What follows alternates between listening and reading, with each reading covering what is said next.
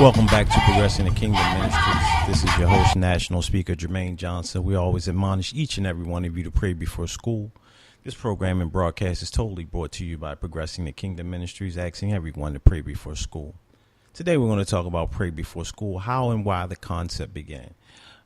For me, it became very important. One day when I was simply watching a news broadcast, I was just floored, and I said, wow, why are people still arguing about that they can't pray in school? I said, why won't we as people pray before school? I think quite often and too often as people of the bureaucracy, we allow government to over dictate to us. So in 1963, government said there will be a separation of church and state as it pertains to school.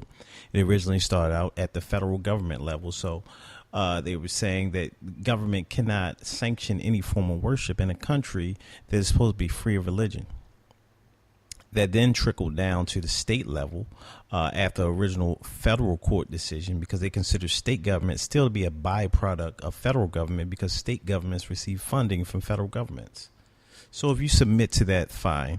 Government will not, shall not sanction religious worship. And the prayers they were doing were kind of uniform based on more of a Christian faith where people had other faiths. So when I say pray before school, I'm not saying break the law and have teachers or organized government officials to do it. No, I'm asking and saying that you as an individual, as a parent, as a student, as a faculty member, you can pray before school as a non-governmental function. You can take that time and pray before school. Why pray before school? Because if we have more prayer before school and prayer in general, but we have to start somewhere. If we have prayer before school, we're going to have people who are more godly conscious, and we have a more godly conscious society, which we seem to have less and less today. We're going to have a better world.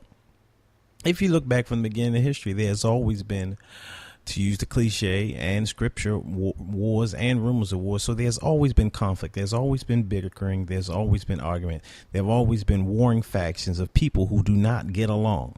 But what we do realize that when you have a sense of morality, when you have a God consciousness, there are some things that are just not going to happen and should not happen. So as I prior mentioned, that through the history of the world, there's always been conflict. No, we're not saying that prayer is going to eliminate all conflict.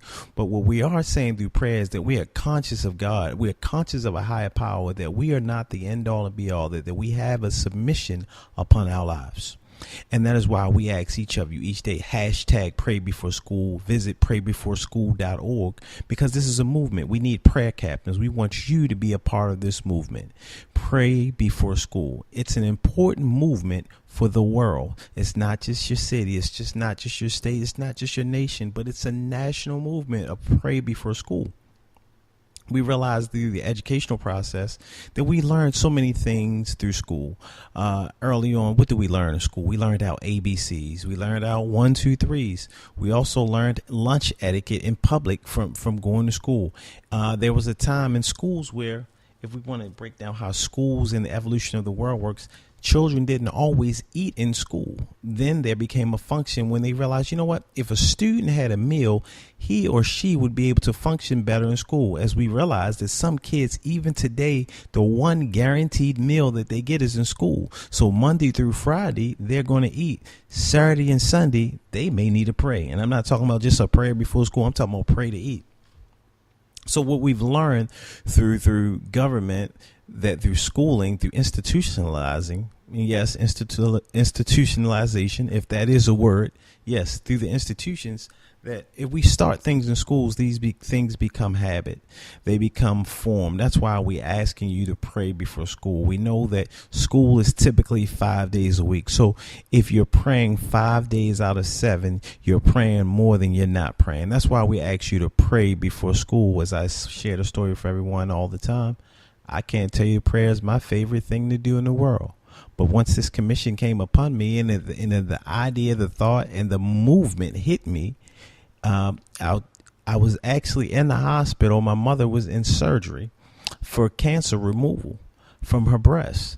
And I just happened to be sitting there with my laptops and my daughters and family and different ones around. And I just happened to hear this news broadcast where it said, something about people praying in school and not being able to pray in school. And we always hear this in barbershops and malls and hair salons. Once they took the prayer out of school, well, what year was that? That was 1963. Most people alive, the greater portion of people alive today, never did officially pray in school unless you went to some form of religious school, a Hebrew school, a Catholic school, a private school, a Christian school, Islamic school, some form of worship. So as far as the public school sector, prayer was never really in there for people post 1963. I did have the benefit of attending a Christian school, so I did have the benefit of praying in school while in elementary school for a brief stint. But in public school, as I returned to public school, there was not any prayer. So the prayer before school movement is not about me. Please don't think it's about me. It's about a godly consciousness. And so some may say, well, you are a Christian. We do believe. Why are you not pointing people towards your God? I tell everyone, pray to the God of your understanding, because before I can deal with you in terms of religion, I need to be able to deal with you as a neighbor, as a person walking up and down the street. That if you have some form of godly consciousness, that we're going to come together there.